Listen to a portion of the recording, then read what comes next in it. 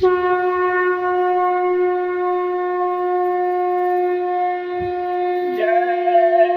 गुरुदेव, जय गुरुदेव। मैं तो ऐसा सतगुरु पाया, मेरा रोम रोम हर्षाया। रहम करो रहमान मिलेंगे, दया करो भगवान मिलेंगे।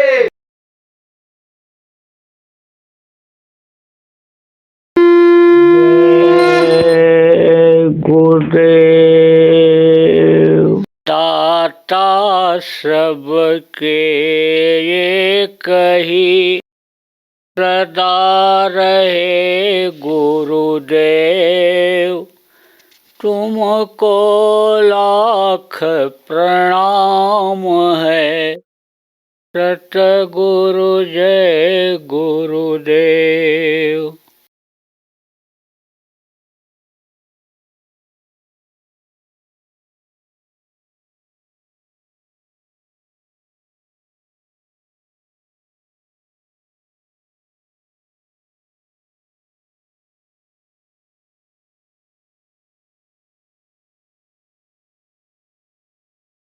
जय गुरुदेव। सर्वसमर्थ सर्वत्र स्मरणीय परम पूज्य गुरु जी महाराज, उपस्थित सभी साधक धर्म प्रेमी बच्चों एवं बच्चियों, आज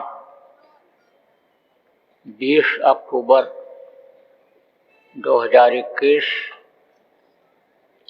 शरद पूर्णिमा का दिन, प्रातःकाल की बेला उत्तर प्रदेश की राजधानी लखनऊ के इस धरती पर गुरु महाराज की दया से आप लोगों का दर्शन का अवसर मिल रहा है।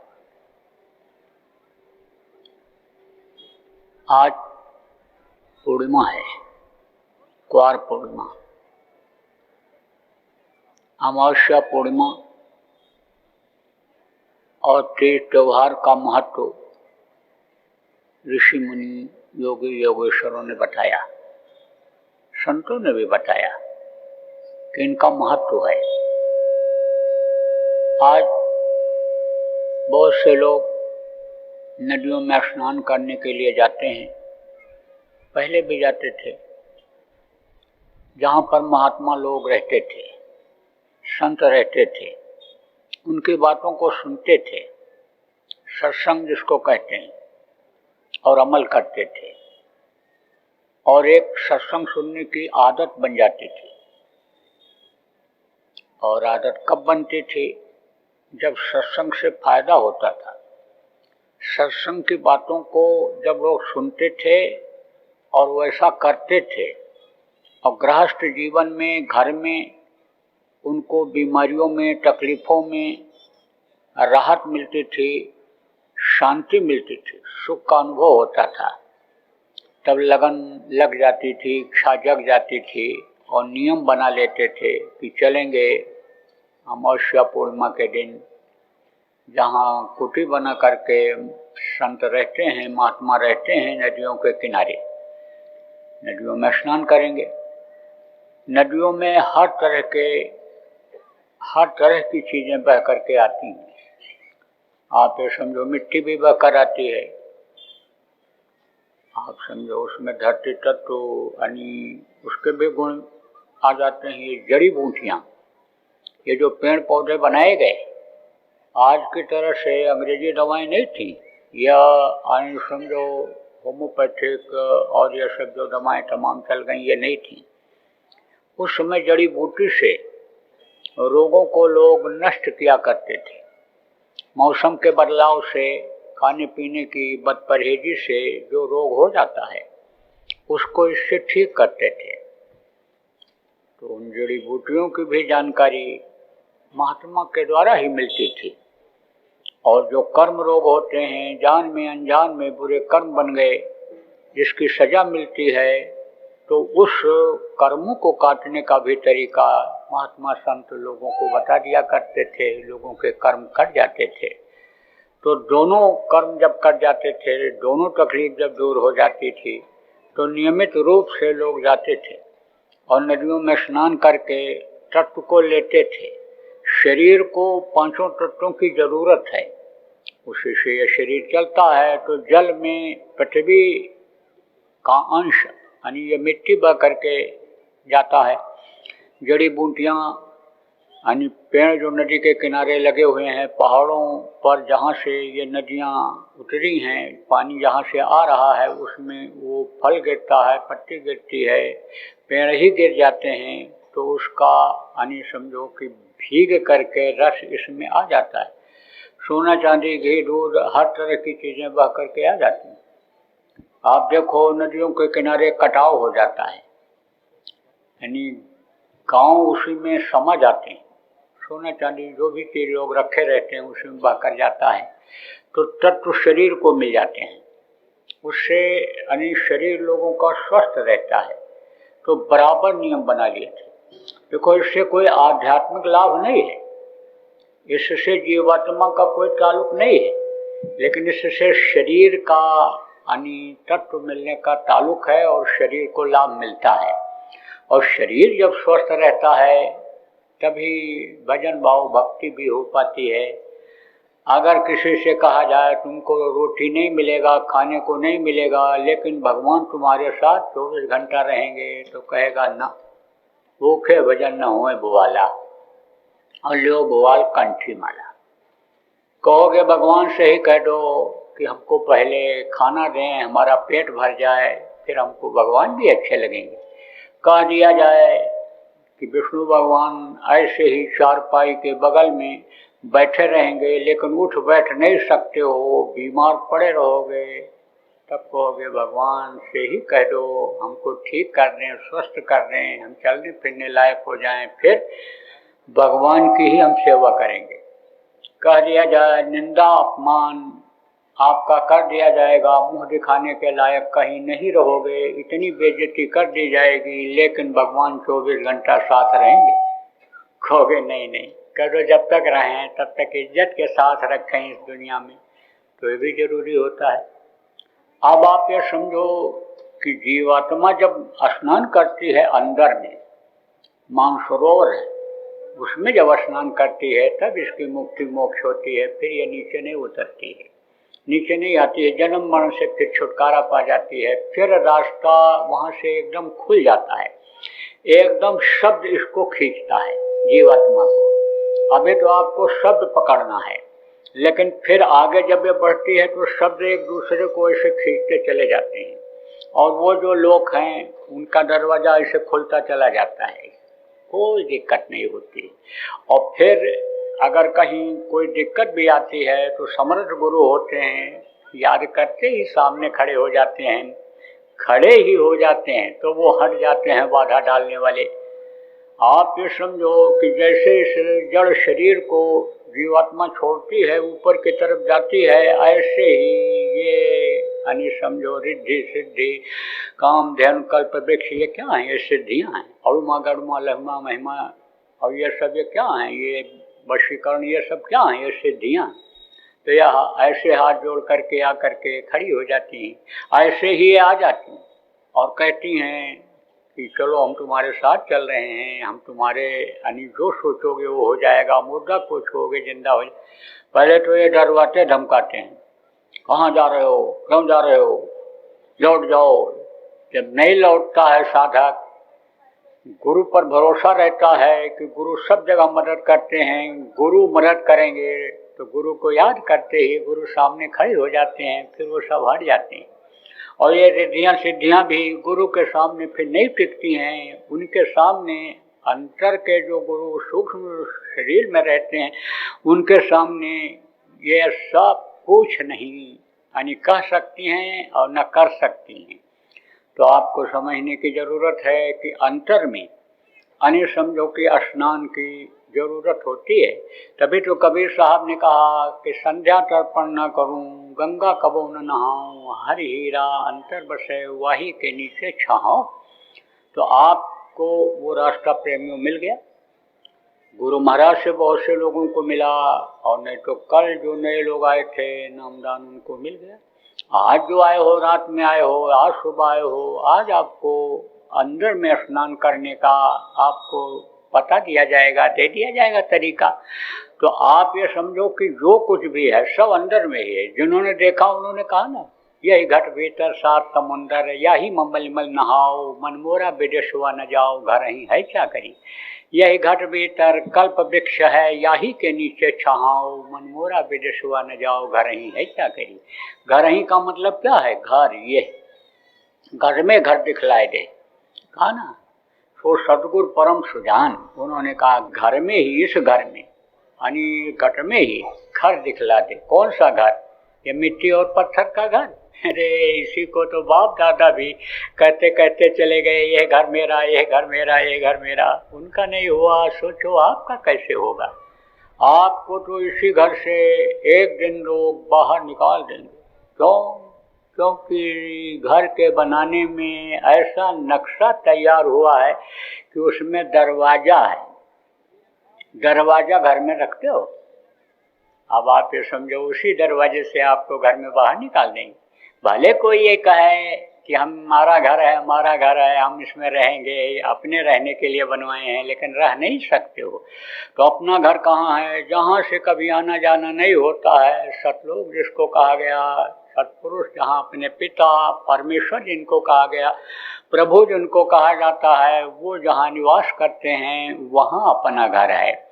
आप ये समझो, ये तो जैसे कोई यानी लड़की यानी समझो कि ससुराल में आ जाए, अपने पिता के घर को छोड़ करके उस तरह से आप आ गए हो। ये तो एक तरह से मुसाफिर खाना की तरह से है, धर्मशाला सराय की तरह से है। जैसे रात को कोई आता है, रह जाता है और सुबह चला जाता है।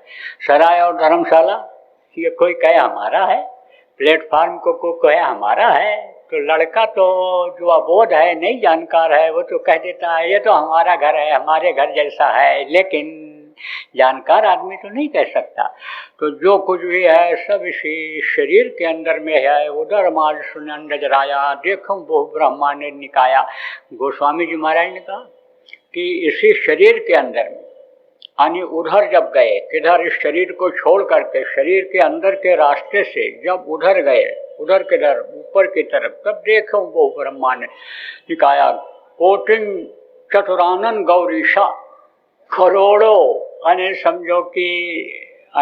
समझो कि शिव, करोड़ों पार्वती, करोड़ों आप ये समझो कि ये ब्रह्मा विष्णु महेश, ये सब जितने देवता हैं यानी ये सब दिखाई पड़ते हैं। अब कहोगे कि ये इतने कैसे हो गए? उन लोकों में सब एक जैसे ही दिखाई पड़ते हैं। विष्णु की तरह से दिखाई पड़ते हैं, शिव की तरह से ही दिखाई पड़ते हैं, पार्वती की तरह से ही ये देवियाँ दिखाई पड़ती हैं। माया लोक में सब औरतें दिखाई पड़ती हैं। सतलोक में सब एक जैसे ही दिखाई पड़ते हैं। तो पहचान कैसे होती है?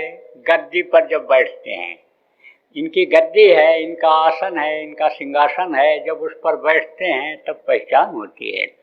जैसे कुछ फैक्ट्रियों में आप देखो, मालिक भी वही कपड़ा पहनता है और उसके कर्मचारी भी वही कपड़ा पहनते हैं। उनके बीच में मालिक रह करके काम देखता है, करता है, लेकिन जब जाता है अपने दफ्तर में, कुर्सी पर बैठ जाता है, तब वो उस फैक्ट्री का मालिक हो जाता है।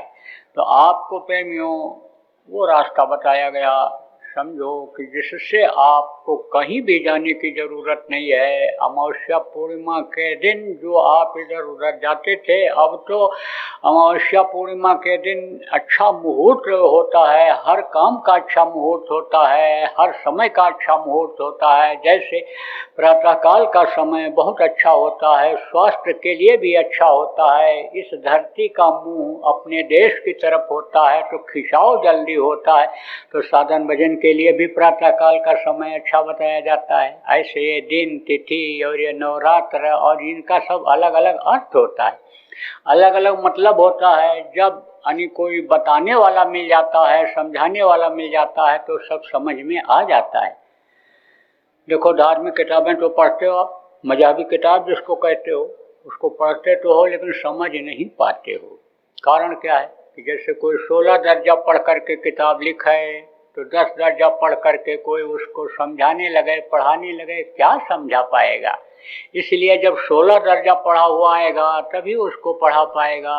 तो ये जो पुस्तकें हैं, संतों की बताई हुई बातें वाली पुस्तकें हैं, उनकी बातों को प्रेमियों ने लिख दिया है, उसको तो वही समझा सकता है जो संत गति को प्राप्त है।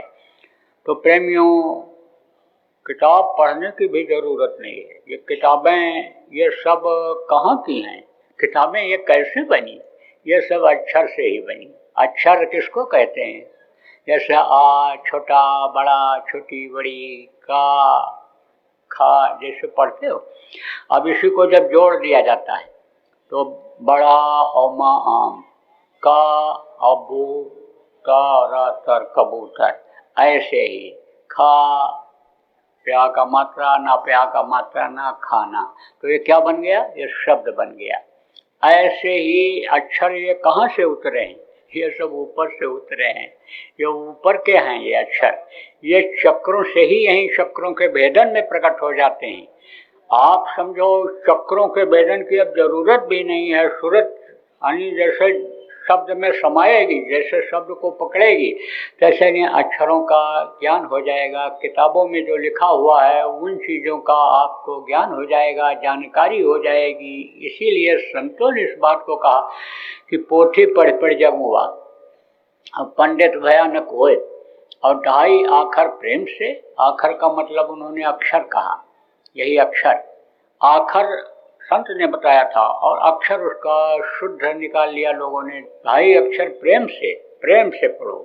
का प्रेम से प्रकट होए में जाना। प्रेम नहीं है तो कुछ नहीं है। आप ये समझो, रिश्तेदार आते हैं और स्वागत सत्कार करो। कोई मेहमान आता है, खाने को अच्छा न भी हो लेकिन स्वागत सत्कार हो, प्रेम जताओ, हार्दिक प्रेम, तो खुश हो जाता है। देखो ये गृहस्थ आश्रम जो है, ये गृहस्थ आश्रम बहुत अच्छा आश्रम है। इसी में सेवा करने का मौका मिलता है। इसीलिए पहले के समय में लोग, अगर कोई मेहमान आ जाता था तो खुश हो जाते थे कि बगैर बुलाए मेहमान आ गए। मेहमान नहीं, भगवान आ गए, अब हमको इनको खिलाने पिलाने, रखने का, सेवा करने का मौका मिलेगा। औरतें खुश हो जाती थी। लेकिन अब यानी समझो कहती हैं टेंशन आ गया, टेंशन।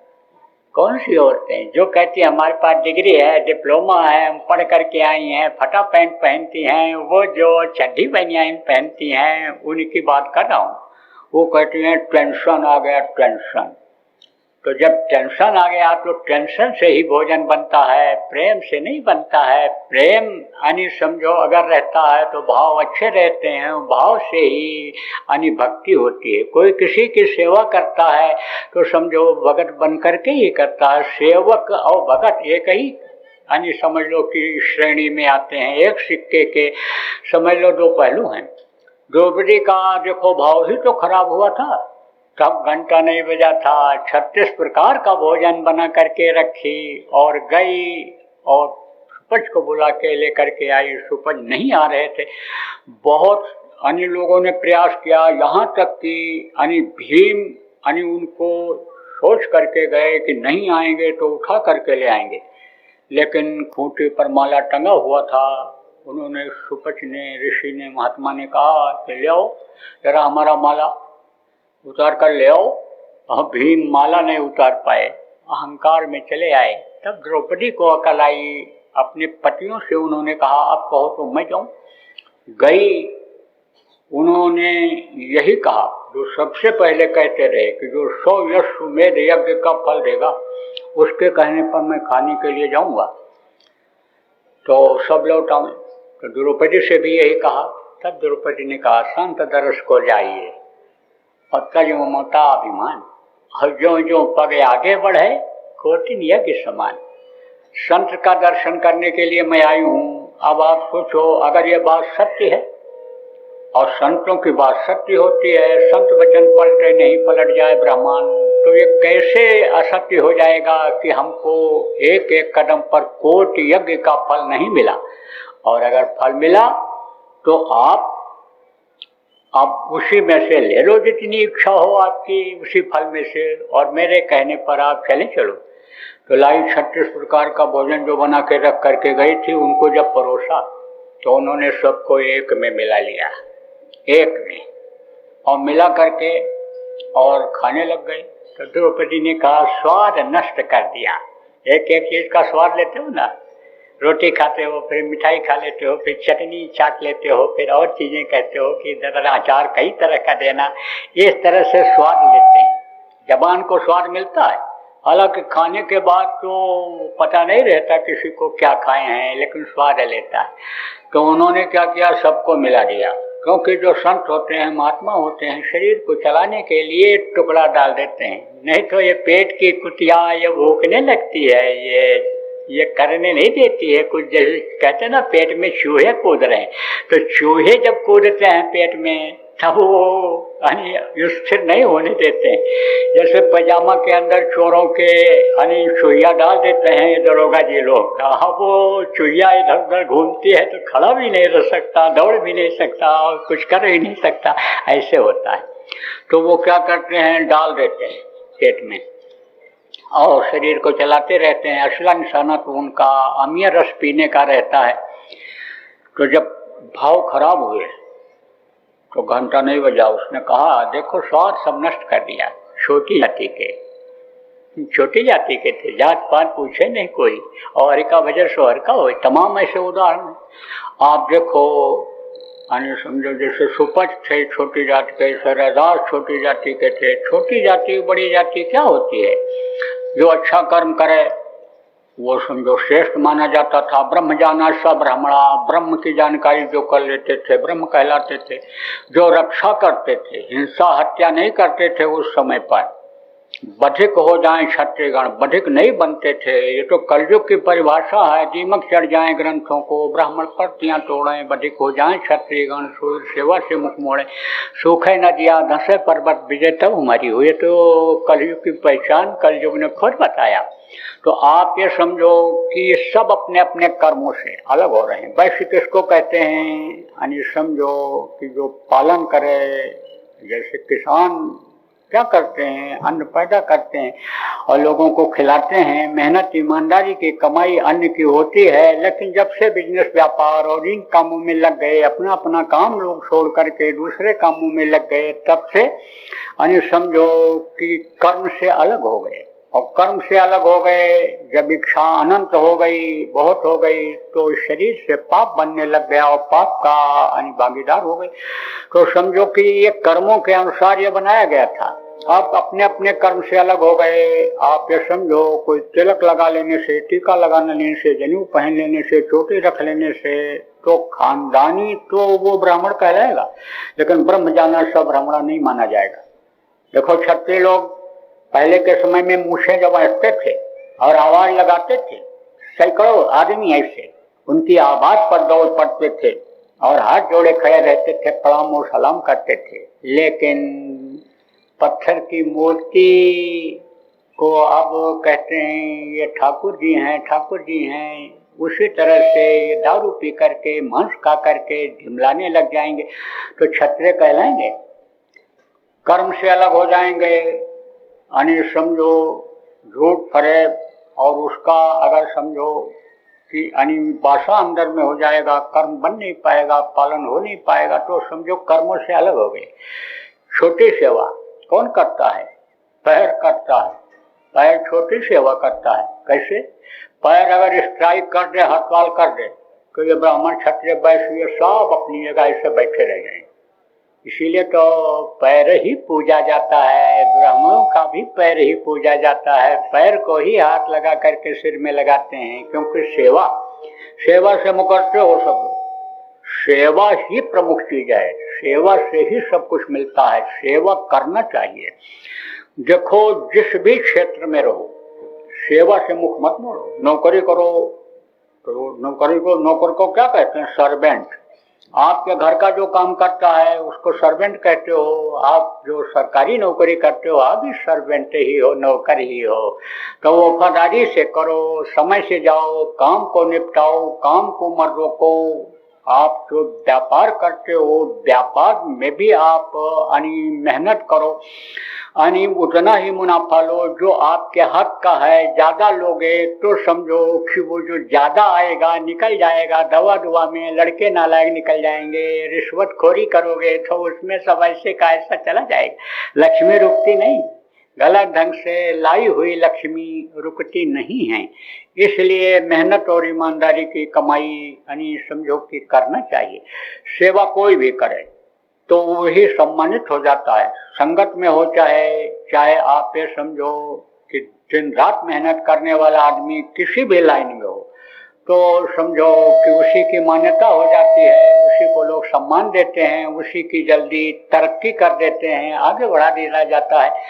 तो समझो आपने ये वर्ण व्यवस्था उस समय पर जो है वो बनी थी पहले।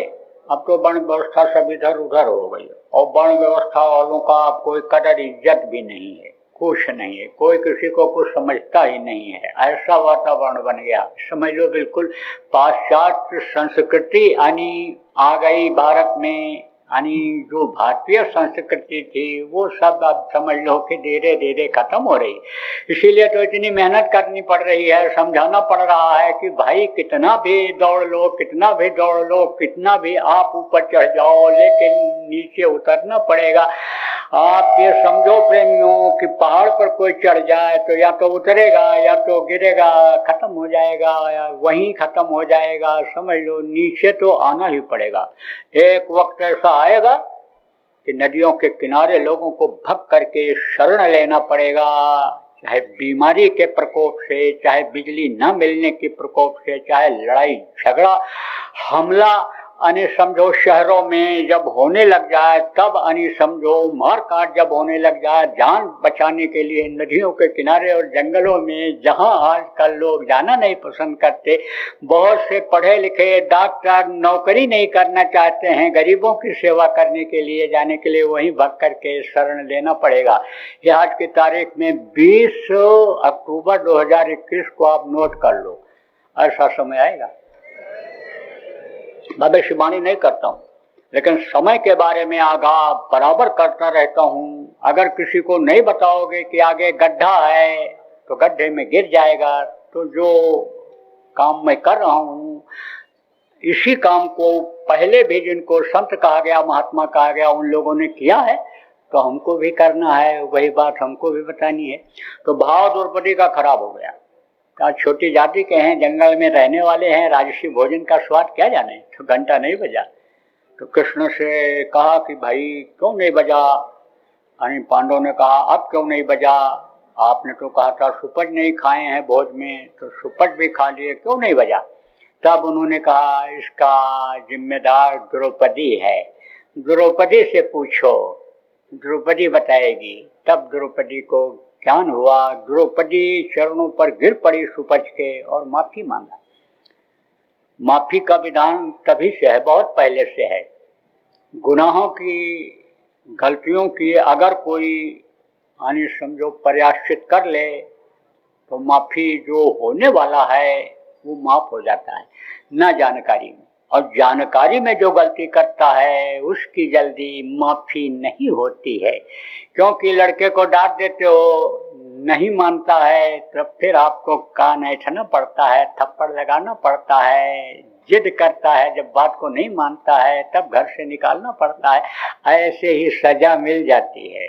तो जान करके गलती नहीं करना चाहिए, अनजान में जो गलती हो जाती है माफ हो जाता है। कहा न तन धन धाम बाम सुत जाई और तजिए न ताई शरण जो आई। शरण में आना किसको कहते हैं? हाथ जोड़ दिया, हाथ खड़ा कर दिया, सिर झुका लिया, मत्था टेक दिया तो समझो शरण में आ गए। सुपच ने जब माफ किया तब घंटा बजा था, आप ये समझो कि यज्ञ पूरा हुआ था। तो भाव प्रेमियों खराब नहीं करना चाहिए। भक्ति में भी आपके भाव खराब हो जाते हैं, गुरु भक्त तो कहलाते हो, लेकिन उसमें भी मनमुखता आ जाती है। मनमुखता क्यों आती है? इसीलिए आती है कि मन के हिसाब से अपने शरीर को चलाते हो।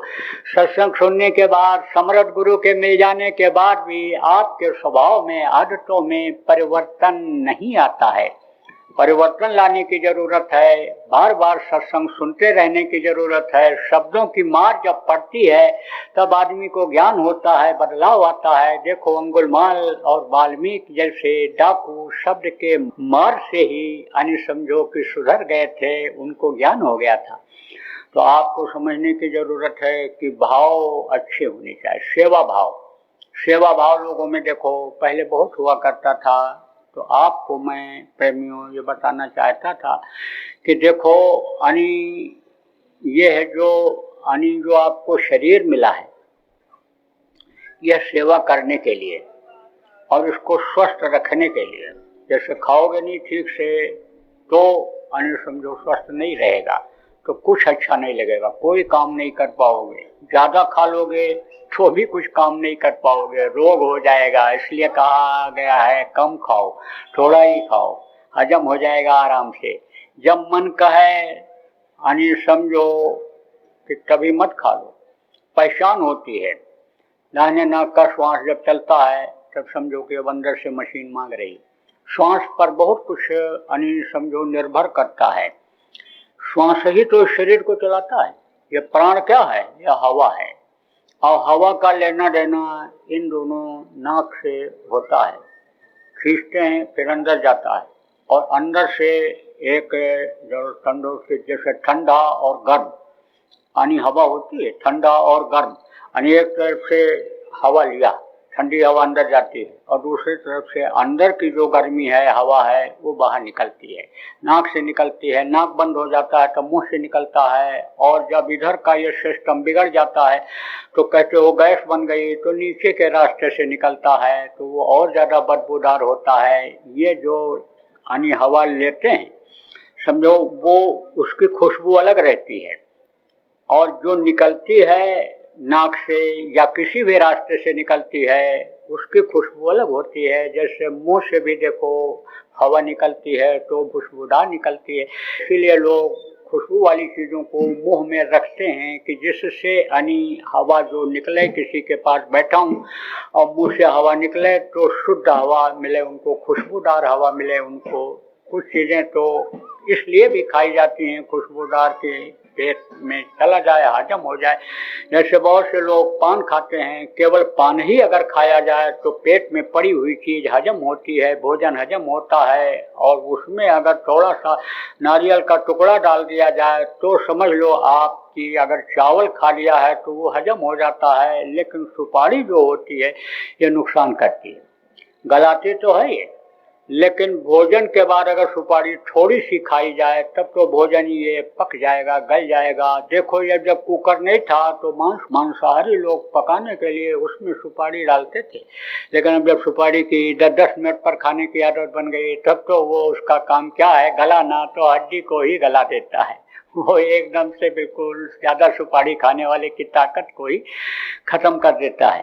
तो ये जो श्वास हैं, ये श्वास जो है निकलते हैं और श्वास से ही ये शरीर चलता है। आप ये समझो प्रेमियों कि यानी बायां श्वास जो है नाक का, ये इसमें शीतलता रहती है, इसमें चंद्रमा का यानी समझो कि अंश रहता है, चंद्रमा शीतल होती है और इसको चंद्र श्वास कहते हैं। दाहिने तरफ से जो श्वास निकलता है अंदर से उसको कहते हैं सूर्य श्वास। जय गुरुदेव। बाबा उमाकांत जी महाराज अपने ही प्रेमियों के सहयोग से संस्था द्वारा जनहित का कार्य करते हैं। किसी भी व्यक्ति, संस्था व सरकार से कोई भी चंदा, चुटकी व अनुदान नहीं लेते और किसी भी तरह का व्यापार भी नहीं करते। इसलिए आप श्रोताओं को बताया जा रहा है कि बाबा जी के नाम पर किसी भी प्रकार का धन मांगने वाले व व्यापार में प्रचार करने वाले लोगों से होशियार रहिएगा। आपसे यही कहना है कि सत्संग सुनो, समझो और अच्छा लगे तो मानो। आने वाली बीमारी तकलीफ़ों से बचने के लिए कुदरत व सरकारी नियम का पालन करो। आपके सुझाव के लिए व्हाट्सएप नंबर 9575600700 जय गुरुदेव, जय गुरुदेव।